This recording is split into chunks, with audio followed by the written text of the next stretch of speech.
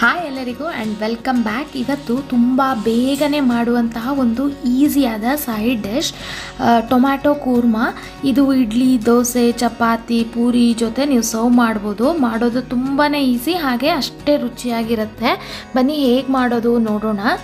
ಮೊದಲಿಗೆ ನಾನು ಮಿಕ್ಸಿ ಜಾರಿಗೆ 2 ಮೀಡಿಯಮ್ ಗಾತ್ರದ ಟೊಮೆಟೊನ ಹಾಕ್ಕೊಳ್ತಾ ಇದ್ದೀನಿ. ಇದಕ್ಕೆ ಒಂದು ಅರ್ಧ ಕಪ್ಪಷ್ಟು ತೆಂಗಿನಕಾಯಿ ಹಾಗೂ 1 ಟೇಬಲ್ ಸ್ಪೂನಷ್ಟು ಸೋಂಪು ಕಾಳು, 1 ಚಕ್ಕೆ, 1 ಲವಂಗ ಹಾಗೂ 1 ಏಲಕ್ಕಿ. ಚಕ್ಕೆ ಸಣ್ಣ ಪೀಸ್ ಸಾಕು. ಹಾಗೂ 2 ಟೇಬಲ್ ಸ್ಪೂನಷ್ಟು ಹುರಿಗಡಲೆ. ನೀವಿಲ್ಲಿ ಹುರಿಗಡಲೆ ಬದಲಿಗೆ ಗೋಡಂಬಿ ಅಥವಾ ಗಸಗಸೆ ಹಾಕಿ ರುಬ್ಕೊಳ್ಬೋದು. ನೀರು ಹಾಕಿ ನುಣ್ಣಗೆ ರುಬ್ಕೊಳ್ಳಿ ನೋಡಿ ಈ ರೀತಿ. ಇನ್ನು ಕುಕ್ಕರ್ಗೆ 2 ಟೇಬಲ್ ಸ್ಪೂನಷ್ಟು ಎಣ್ಣೆ ಹಾಕ್ಕೊಂಡಿದ್ದೀನಿ. ಇದಕ್ಕೆ ಸ್ಲೈಸ್ ಮಾಡಿರುವಂತಹ ಈರುಳ್ಳಿ ಹಾಗೂ ಕರಿಬೇವಿನ ಸೊಪ್ಪು, 1 ಚಮಚದಷ್ಟು ಶುಂಠಿ ಬೆಳ್ಳುಳ್ಳಿ ಪೇಸ್ಟ್ ಇಷ್ಟನ್ನು ಹಾಕಿ ಹಸಿ ವಾಸನೆ ಹೋಗೋ ತನಕ ಚೆನ್ನಾಗಿ ಬಾಡಿಸ್ಕೊಳ್ಬೇಕು. ಕುಕ್ಕರಲ್ಲಿ ಮಾಡೋದ್ರಿಂದ ಇದು ಬೇಗನೆ ಆಗೋಗ್ಬಿಡತ್ತೆ.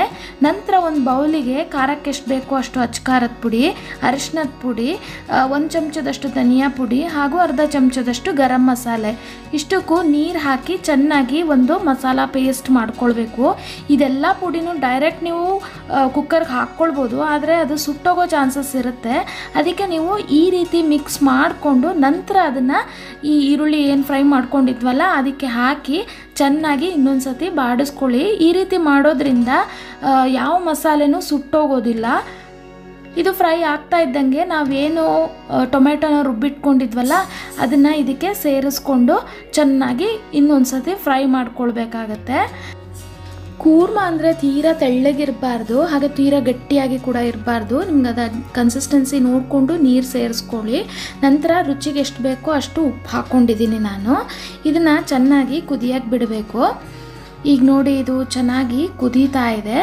ಇನ್ನು ಮುಚ್ಚಳ ಮುಚ್ಚಿ 1 ವಿಸಿಲ್ ಬರೋ ತನಕ ಕೂಗಿಸ್ಕೊಂಡ್ರೆ ನಿಮಗೆ ಕೂರ್ಮಾ ರೆಡಿ ಆಯಿತು. ಜಾಸ್ತಿ ಹೊತ್ತು ಇಡೋ ಅವಶ್ಯಕತೆ ಇಲ್ಲ.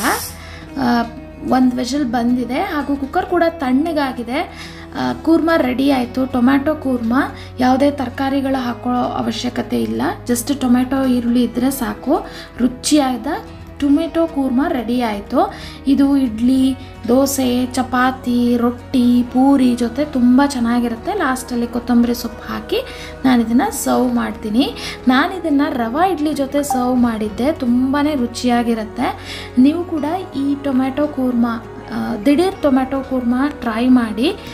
ಖಂಡಿತವಾಗ್ಲೂ ನಿಮ್ಗೆ ಇಷ್ಟ ಆಗುತ್ತೆ. ಮುಂದಿನ ಇಂಟ್ರೆಸ್ಟಿಂಗ್ ರೆಸಿಪಿಯೊಂದಿಗೆ ನಾನು ನಿಮಗೆ ನೆಕ್ಸ್ಟ್ ವಿಡಿಯೋದಲ್ಲಿ ಸಿಗ್ತೀನಿ. Stay tune, stay connected. Thank you for watching.